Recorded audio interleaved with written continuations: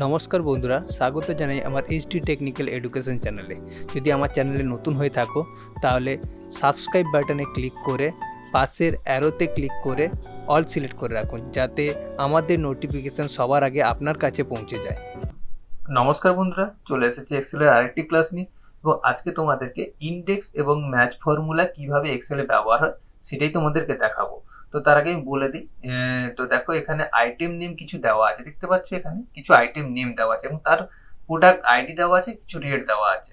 তো এখানে item name বলে একটা ঘর দেওয়া আছে, এখানে আমি আইটেমের নাম দিলাম, ধরো ডেটা ভ্যালিডেশন করা আছে, ড্রপডাউন মেনু তৈরি করা আছে, সেখানে আমি স্যামসাং দিলাম, স্যামসাং টিভি। এর আমি রেট অথবা প্রোডাক্ট আইডি দেখতে চাই।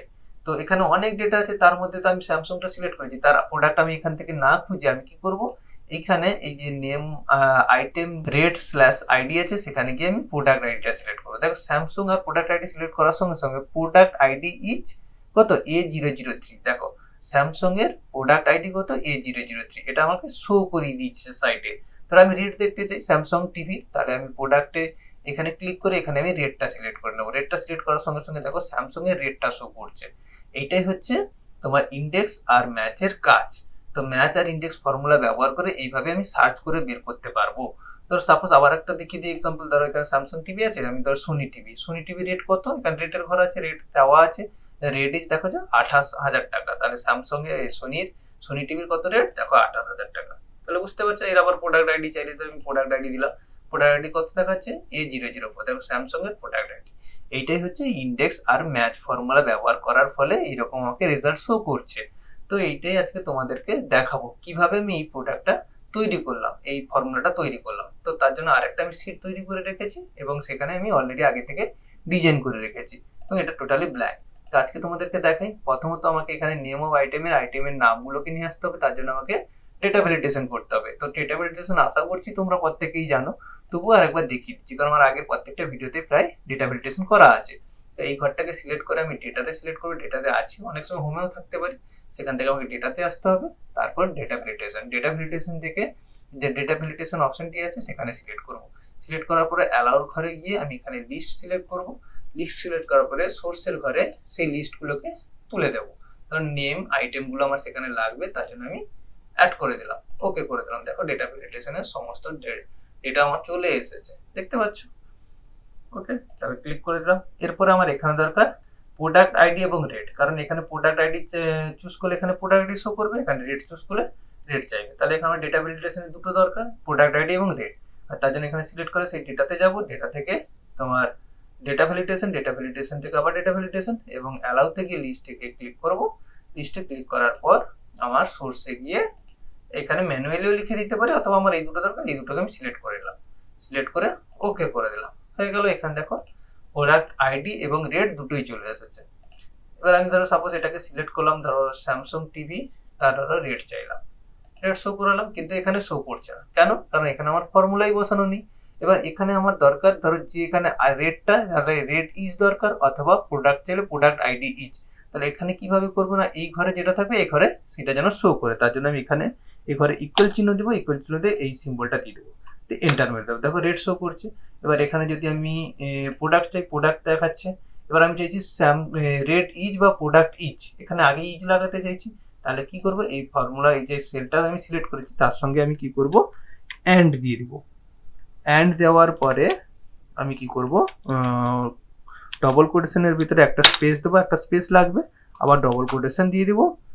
আচ্ছা, তার মাঝখানে ইজ লিখে দিই, ডবল কোটেশনের পর ইজ, স্পেস দেওয়ার পরে ইজ লিখে দিলাম এবং ডবল কোটেশন শেষ করে এন্ড দিলে গিয়ে প্রোডাক্ট ইজ শো করছে, মানে এখানে প্রোডাক্ট আইডি তার সঙ্গে প্রোডাক্ট আইডি ইজ শো করছে। আবার ধরো এখানে গিয়ে রেট মারলাম, রেটে গিয়ে ক্লিক করলাম, দেখো রেট ইজটা শো করছে।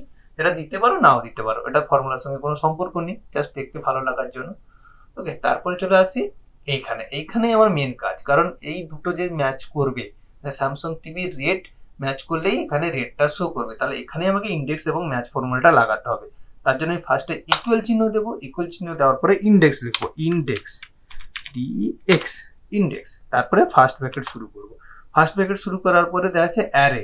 অ্যারে মানে যে ঘরটা থেকে আমি খুঁজতে চাইছি, মানে অ্যারে মানে যে ঘরটা বলতে যে টেবিলটা থেকে।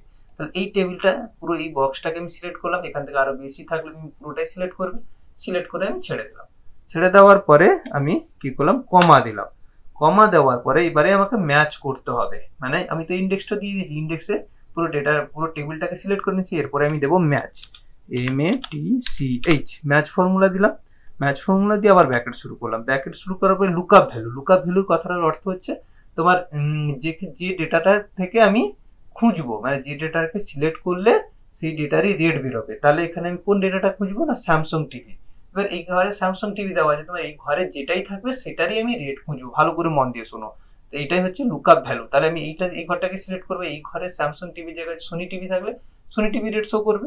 তাহলে এই ঘরটাকে আমি সিলেক্ট করে নিলাম। ওকে, তারপরে কি করব, কমা দেবো। কমা দেওয়ার পরে এটা কোন ঘরে কোন কলামে আছে, তো জন্য দেখো তারপরে চেয়েছে লুকআপ অ্যারে। লুকআপ অ্যারে বলতে এই যে এই ঘরটা, মানে এই ঘরে যে ডেটাটা থাকবে সেই ডেটাটা কোন কলামে আছে সেই কলামটাকে সিলেক্ট করতে হবে। তাহলে আইটেম নেমের এখানে আছে, এই পুরো ঘরটাকে আমি সিলেক্ট করলাম, কারণ এরই মধ্যে আমার স্যামসাং টিভি আছে।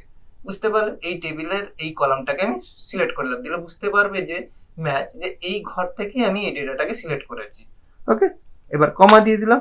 কমা দিয়ে তোমার চাইছে এক্সাক্ট ম্যাচ দরকার, এখানে exact match, less than, greater than, এখানে আমার তো এক্সাক্ট লাগবে, মানে পুরো ফিক্সড রেটটাই লাগবে, মানে ফিক্সড রেজাল্টটাই লাগবে। তার জন্য ফিক্সড রেজাল্টের কোড হচ্ছে 0, 0 দিয়ে দিলাম, ব্র্যাকেট শেষ করলাম। ব্র্যাকেট শেষ করার পরে কমা দিলাম। আমাকে আর একটা ম্যাচ দিতে হবে, কারণ এখানে রেটটাও জানতে হবে, কারণ স্যামসাং এর সঙ্গে রেট ম্যাচিং হলে তবেই তো রেটটা শো করবে। তার জন্য আবার একবার ম্যাচ দিলাম, MATCH, ম্যাচ দিয়ে ব্র্যাকেট শুরু করলাম। আবার কি করব, এবারে ম্যাচের প্রথম লুকআপ ভ্যালু, লুকআপ ভ্যালু মানে এইখানে আমি যেটা স্যামসাং এর ক্ষেত্রে বললাম ঠিক সেম ভাবে এখানেও তাই, কারণ এখানে রেট শো করলে রেটটাই দেখাবে আর প্রোডাক্ট আইডি শো করলে প্রোডাক্টটা দেখাবে। তো আমি সেই ঘরটাই সিলেক্ট করে নিলাম। সিলেক্ট করার পরে এই ঘরটা কোন কলামে আছে, কোন রোয়ে আছে, এবারে আমি দ্বিতীয়টা আমাকে রো সিলেক্ট করতে হবে। এই রো এর মধ্যে প্রোডাক্ট আইডি এবং রেট আছে, তো সেই রোটাকে সিলেক্ট করলাম। ওকে, তাহলে আমার লুকআপ অ্যারে হয়ে গেল। তারপরে কমা দিয়ে আবার এক্সাক্ট ভ্যালুর জন্য 0 নিয়ে নিলাম, 0 দিয়ে ব্র্যাকেট শেষ করে দিলাম। এবং ইন্ডেক্সের পরে একটা ব্র্যাকেট শুরু করেছিলাম, সেটা তো শেষ করা হয়নি, কারণ ম্যাচগুলোতে শুরু শেষ করা হয়েছে, এই ম্যাচে শুরু শেষ হয়েছে, ইন্ডেক্সে শুরু হয়েছে কিন্তু শেষ হয়নি, তো এখানে আমি লাস্টে শেষ করে দিলাম এবং এন্টার মেরে দিলাম। দেখো এখানে 3000 শো করছে। কেন 3000? কারণ এখানে অলরেডি স্যামসাং সিলেক্ট করা আছে, এখানে রেট সিলেক্ট করা আছে, মানে স্যামসাং এর রেট কত, 3000 টাকা। আমি এখানে দিয়ে দিই, ধরো সাপোজ কি দেবো, সোনি টিভি দিয়ে দিলাম। সোনি টিভি রেট কত হচ্ছে, সোনি টিভি 28,000 টাকা। তাহলে তারা যদি আমি প্রোডাক্ট আইডি দেখতে চাই, তাহলে প্রোডাক্ট আইডিতে সিলেক্ট করলাম। দেখো প্রোডাক্ট আইডি, দেখো সরি, এই তো স্যামসাং এর প্রোডাক্ট আইডি A004। আশা করছি বুঝতে পেরেছো কিভাবে করলাম। তো আজকে এইটুকুই থাকলো, এবং তোমরা যদি বুঝতে পেরে থাকো অবশ্যই লাইক করো, এবং যদি না বুঝতে পেরে থাকো অবশ্যই কমেন্ট করো। আমি চেষ্টা করবো তোমার সব প্রবলেম সলিউশন করে দেওয়ার। তো ইউটিউবের মাধ্যমে যতটুকু আমি চেষ্টা করার, মানে শেখানোর চেষ্টা করার, সেটা ততটুকুই আমি চেষ্টা করেছি। তো আশা করছি আজকের ভিডিওটি ভালো লেগেছে। তো ভালো লাগলে অবশ্যই সাবস্ক্রাইব করে রাখো।